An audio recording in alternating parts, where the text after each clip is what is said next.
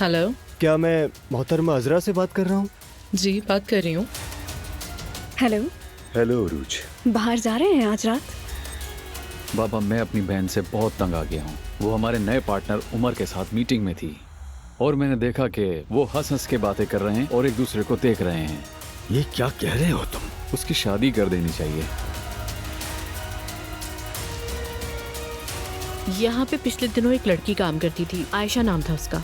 नौकरी छोड़ दी उसने। ज़ैनब साहिबा, अस्सलाम वालेकुम। नायला कुछ दिन हमारे साथ ही रहेगी। नायला का कुछ पता चला है? मुझे नहीं मालूम। मॉम के घर पर है वो। मेरे पास तुम्हारे लिए अच्छी खबर है। तुमने जो 3 मिलियन मुझे दिए थे ना, वो 5 मिलियन हो गए। 5। अब मुझे किसी की जरूरत नहीं होगी। वैसे अगर इजाजत हो तो एक बात पूछनी है। सोच रहा हूँ कि पूछनी भी चाहिए कि नहीं तुमसे ये बात है।